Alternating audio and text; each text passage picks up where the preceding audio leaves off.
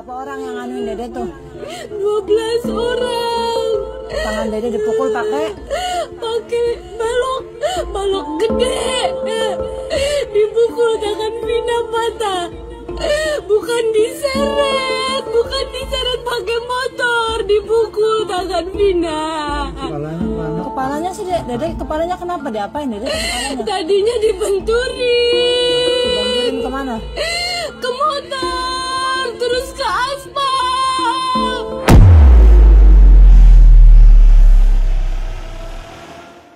Halo warga-wargi Jagat Sukmo, selamat datang kembali di channel kita dalam segmen Ngobrol Bareng Abri, Adit dan Brise. Nah, sesuai dengan judul segmen ini kita bakalan ngobrol-ngobrol nih Dit, ya kan? sekarang lu mau ngobrolin apa nih? Gua mau ngobrolin bahas kasus kesurupan karena lagi panas-panasnya nih.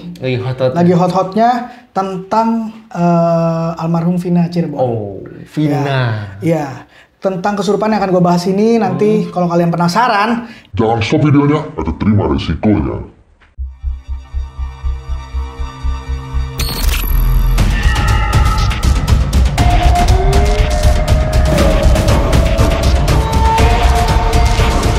Jagat Sukmo.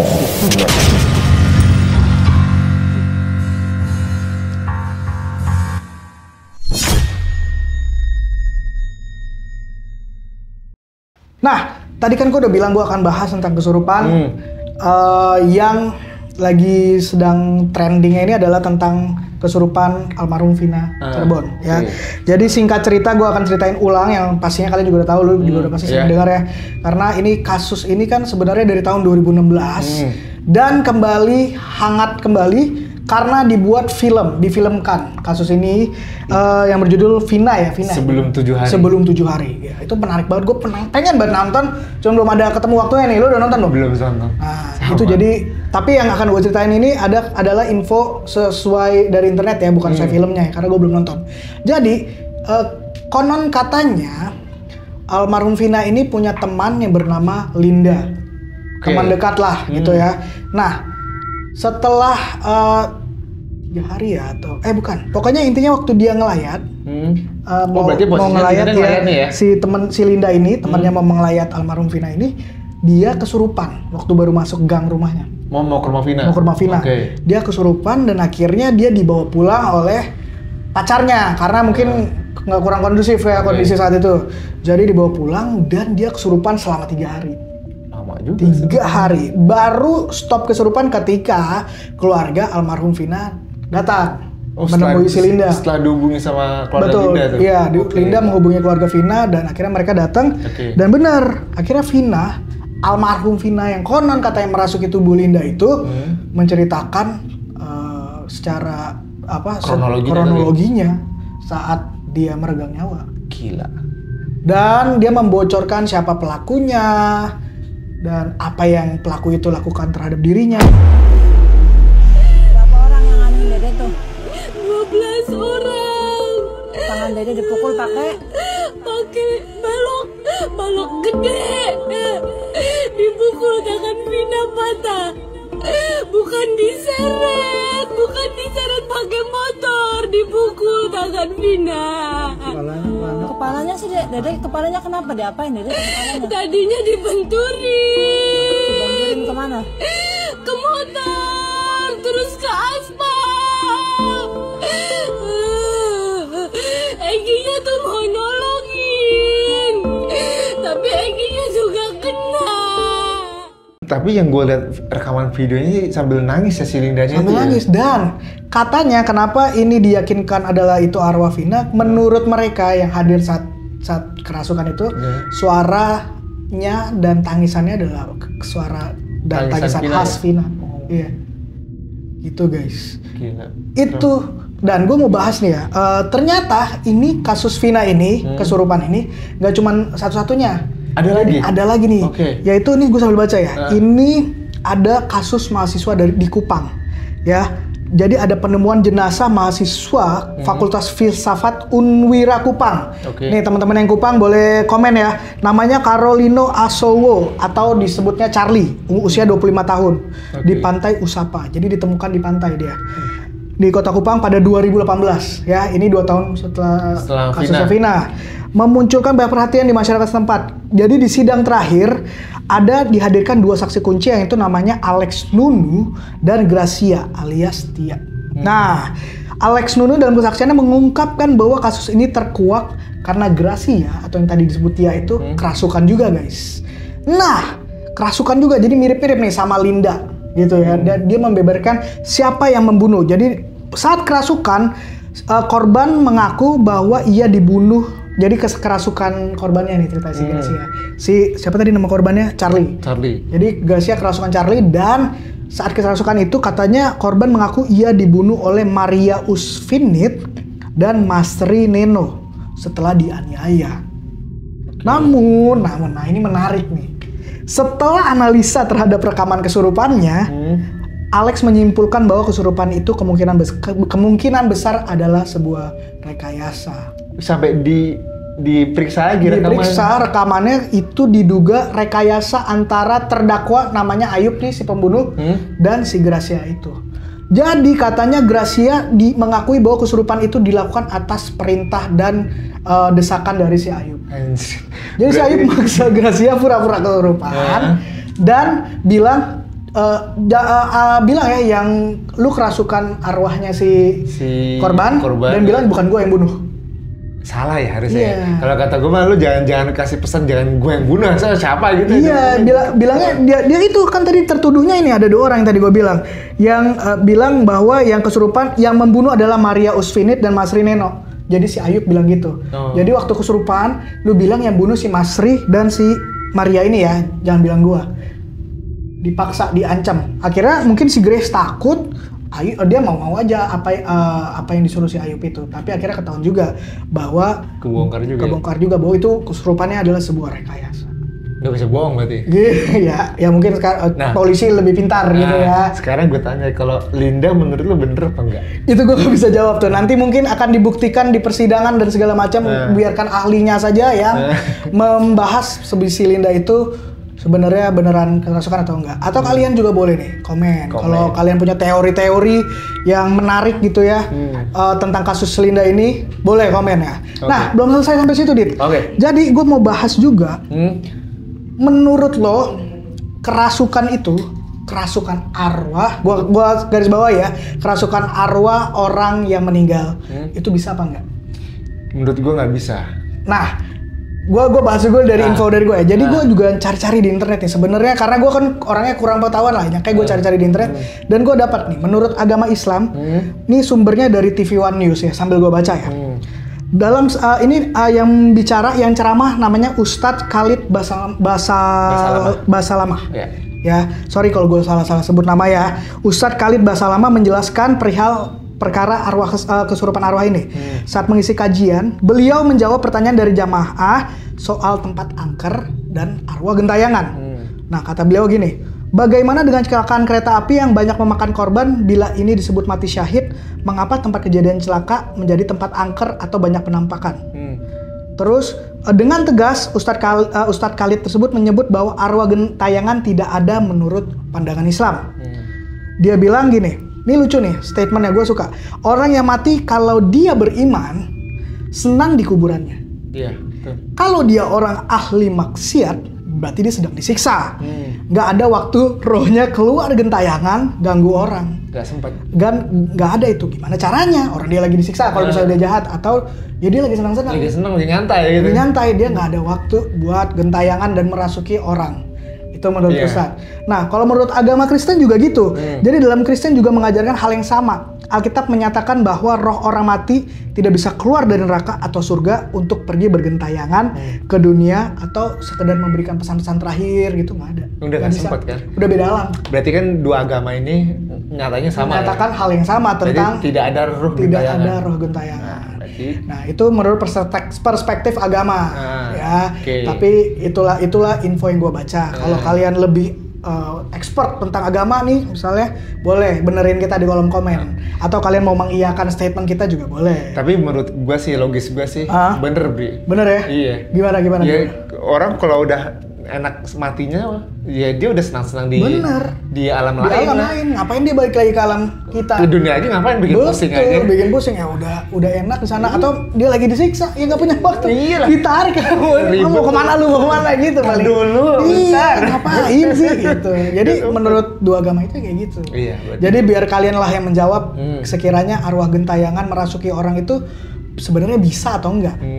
Gitu. Kalau menurut lo? Nah, kalau menurut gue ya gue balik lagi ke agama sih. Karena gue orangnya beragama. Oke. Kalau agama bilang enggak, ya berarti gue gak percaya. Nurut aja ya. Iya, nurut aja. Karena kita beragama kita harus percaya. Nah, tapi gue lagi mau bahas yang lebih unik lagi nih. Apa tuh? Lebih misterius lagi sih menurut gue. Apa tuh? Kalau kerasukan iblis atau kerasukan jin, bisa nggak?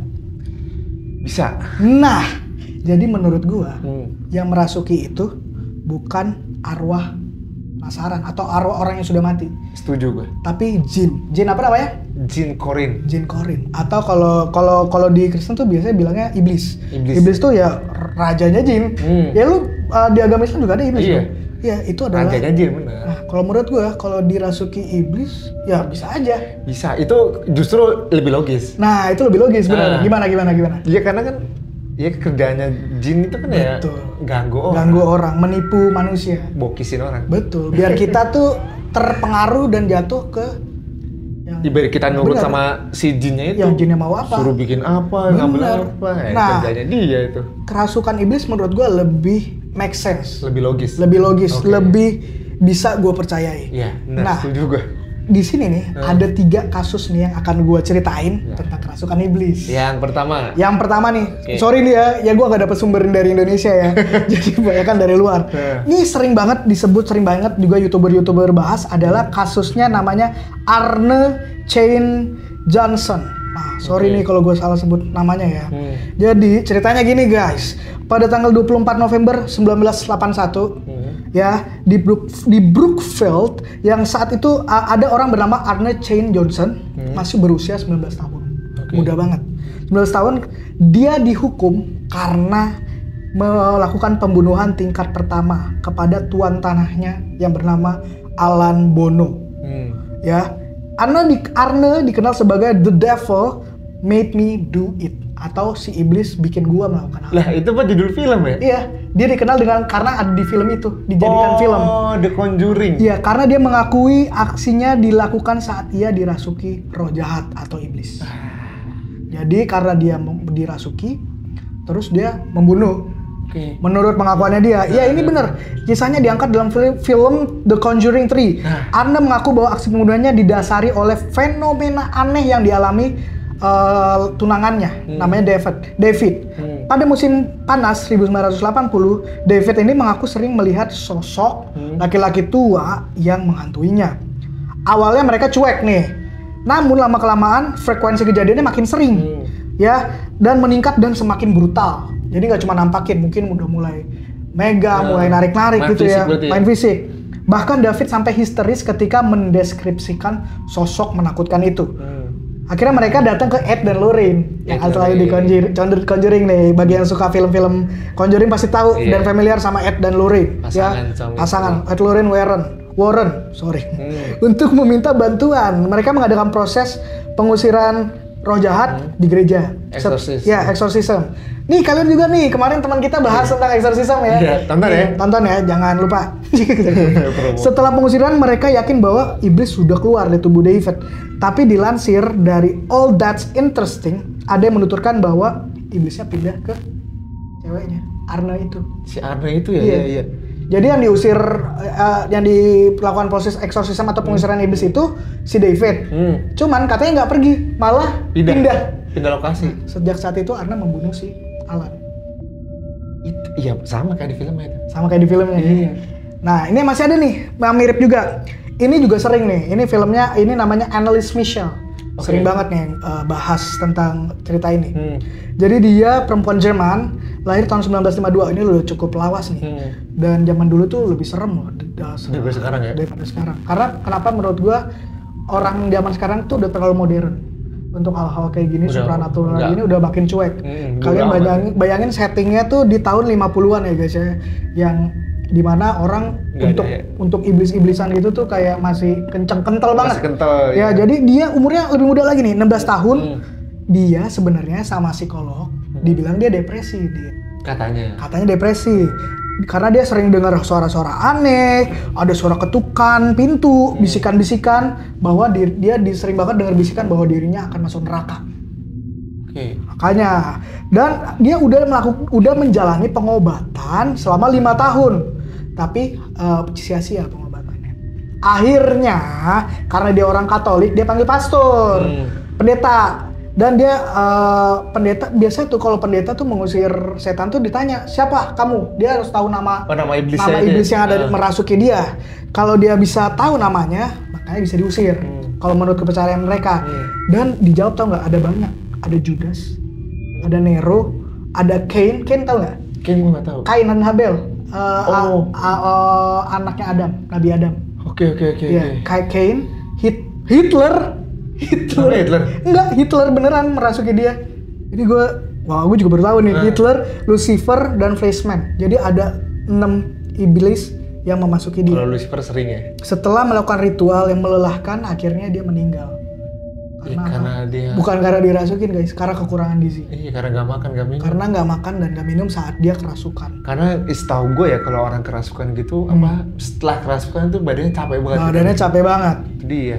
Satu lagi nih, Dit, lu masih mau denger kan? Kalian masih mau denger kan? Ada namanya Rolando,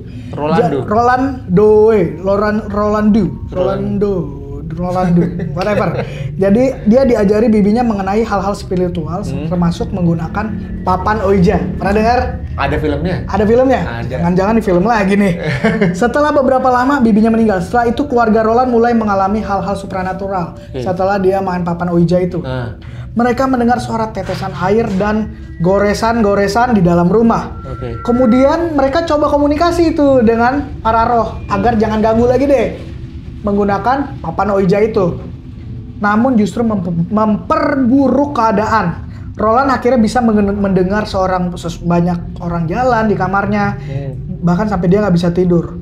Dan di kamarnya itu beneran ada bekas goresan, kuku gitu, nyata, gitu. Dan akhirnya dilakukan lagi lah pengusiran, sampai membuat pendeta hidungnya pendeta yang mengusir iblis itu patah.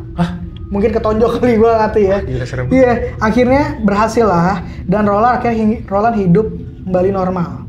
Ini filmnya juga kisahnya diangkat di film yang berjudul Exorcist. Oh, Exorcist kalau ini. Gitu. Gila. Jadi ada 3 cerita kerasukan iblis tuh tadi. Yang di luar negeri serem-serem juga ya. Serem sih menurut gue. Rata-rata jadi film sih. Rata-rata jadi film. Nah, tapi ya, gue mau diskusi lagi nih sama lo. Jadi kalau menurut lo gimana? Yang membunuh itu tadi, yang pertama siapa tuh yang membunuh si Arne Chain Johnson. Menurut tuh beneran nggak sih dia kerasukan atau cuma alasan dia aja? Kalau menurut gua sih itu alam bawah sadar kali ya, psikologinya kali ya. Mungkin bisa jadi, atau dia memang cuma mau mengecoh para pihak yang berwajib kali ya. Dia bilang, gue dengar suara tapi kalau gue percaya orang-orang yang dia ngebunuh katanya gue dimasukin apa itu kalau kata gue tuh karena dia selalu mendengar bisikan-bisikan seperti itu kali, Bri. Akhirnya dia apa judul? Devil Made Me Do It ya? The Devil Made Me Do It. Nah iya, sesuai dengan namanya. Nah, kalau kalian punya pengalaman yang kayak gitu nih, kalian ya nih, gue pernah punya saudara atau gue punya temen yang emang pernah dirasukin iblis atau jin, kalian komen di bawah ya. Boleh cerita juga. Boleh, benar. Kita tunggu. Nah, kalau menurut lo yang dibilang depresi ini si Annalise Michel yang akhirnya dia mati gara-gara kecapean, kurang gizi. Menurut lo tuh emang dia sakit mental aja atau emang beneran dia dirasukin iblis? Mentalnya hancur sih kalau kata gue sih, Bri. Iya mungkin ya, gara-gara dirasukin iblis, dengar suara. Kalau dirasukin sih gue masih percaya lah, bisa. Mungkin karena dia dirasukin, dia capek, dirasukin kena mentalnya turun. Bener. Makan udah males. Double ya berarti ya. Makan udah males. Kasian banget sih. Kasian, fisiknya capek. Kepake sama. Iya, gue tahu tuh kalau kita dirasukin sama roh jahat, iblis atau jin, kitanya tuh rasanya kayak ya kan kita kan melakukan sesuatu juga tidak tanpa kita sadari ya. Mungkin ada sesuatu yang kita lakukan berlebihan, misalnya nyakar Iya. dinding kan kuku jadi rusak. Itu dia. Sakit, terus misalnya nggak makan. Terus kan kalau orang kesurupan kan biasanya tenaganya jadi plus. Bener, Iya kan? ya dia bisa mesti ditahan 10 orang. Iya, 10 misalnya. orang masih bentar. Ya lu bayangin 10 orang narik badan lu, pasti terakhirnya Iya, lu itu dia, sakitan capek pas lah. lu sadar. Itu dia. Gitu. Wah, gila ya, menarik ya bahasan Gila ini. cerita lu serem juga sih. Seru keren ya, juga. lumayan ya.